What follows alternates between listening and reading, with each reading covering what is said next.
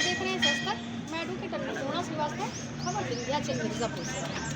आइए जानते हैं इनकी समस्या क्या है। ये लोग आज आए हुए थे विंध्याचल थाने। आप लोग विंध्याचल थाने आए हुए थे, तो पहले तो अपना परिचय बताइए, इसके बाद क्या प्रकरण है। मेरा नाम दिलीप कुमार पांडे है और आप जो है तारा सिंह हैं, विंध्याचल निहुत महावीर मंदिर के पास इनका निवास स्थान भी है, मकान है। और जिस मकान में ये रहती हैं वो मकान इनकी बड़ी बहू के नाम अनीता सिंह के नाम पे। कोरोना काल में इनके बड़े लड़के यानी कि अनीता सिंह की पत्नी बीमार पड़ी और पैसे की आवश्यकता पड़ी, तो इनकी पत्नी और पूरे परिवार की सहमति से आधा मकान 25 बाई कुछ फीट में ब्रह्मा शुक्ला उनकी पत्नी अनुपमा शुक्ला को बेच दिया गया। अब वर्तमान की स्थिति ये है कि बेचा तो आधा गया ज़मीन मकान, लेकिन ब्रह्मा शुक्ला उनकी पत्नी अनुपमा शुक्ला उनके भाई लोग मिल करके जितनी पूरी प्रॉपर्टी मकान की है पूरे मकान को कब्जा करना चाह रहे हैं। आपने तहरीर कब दिया थाने में? तहरीर तो हमारी लगभग साल भर पहले से चल रही है। अभी कोई लेटेस्ट आपने कोई प्रार्थना पत्र दिया? हाँ, प्रार्थना पत्र हमारा दिया गया है। कितने तारीख उसी के अभी तो मेरा प्रार्थना पत्र परसों ही पड़ा था जी। इन लोगों ने वहाँ पर विवेचना किया, कौन था विवेचक और विवेचना क्या? अब हाँ, जाने वालों में राजकुमार पांडे जी हैं जो यहाँ के शासनिक हैं। उसके बाद चौकी इंचार्ज साहब भी गए हैं वहाँ पे, थाना इंचार्ज साहब भी गए हुए हैं। बाकी कुछ और पुलिस विभाग के लोग हैं जो वहाँ मौके पे जा चुके हैं और सच्चाई को जान भी रहे हैं। आख्या क्या लगाया?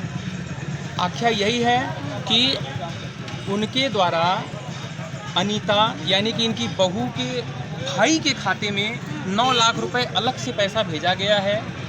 ये कहते हुए उन्होंने एक वाद दाखिल किया है सिविल कोर्ट में कि ये जो 9 लाख रुपए और 2 लाख रुपए उनके बेटे के खाते में भेजा गया है वो पैसा इसलिए दिया गया है कि बाकी का जो आधा मकान है वो मुझे जो है बाद में 1 साल बाद बेच देंगे।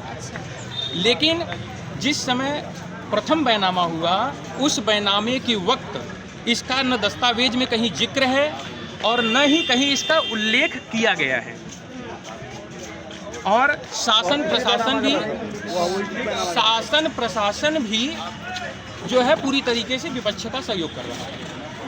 ये लोग गरीब हैं, अमाउंट पैसे भी नहीं हैं, उधर से लंबा अमाउंट लेकर के ये लोग यही क्या चाहते हम ये हैं कि दस्तावेज के तहत, ईमानदारी से मैं कह रहा हूँ इस चीज़ के लिए कि दस्तावेज के तहत इनकी बहू ने जितना बैनामा किया है आधे मकान का, उस आधे मकान में जो है ये अपना या तो बाउंड्री मार लें और या तो फिर आधे मकान को छोड़ करके हम अलग से अपनी बाउंड्री मार लें, ताकि ये अपनी सीमा में रहें और हम अपनी सीमा में रहें।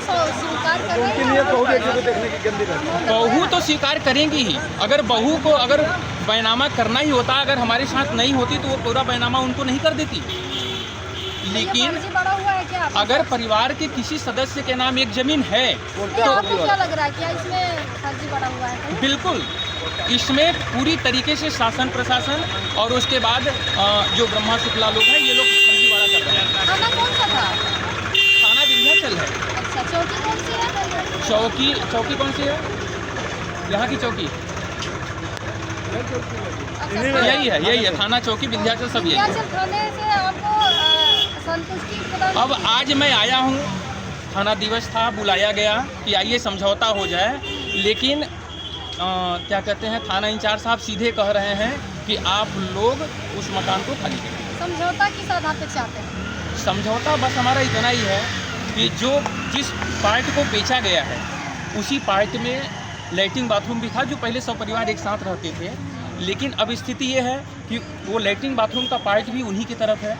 हमारी मतलब आपकी बेटियां हैं जो बड़ी हो रही हैं और उनके ही लैट्रिन बाथरूम में जाना पड़ रहा है। ये विवाद का कारण है।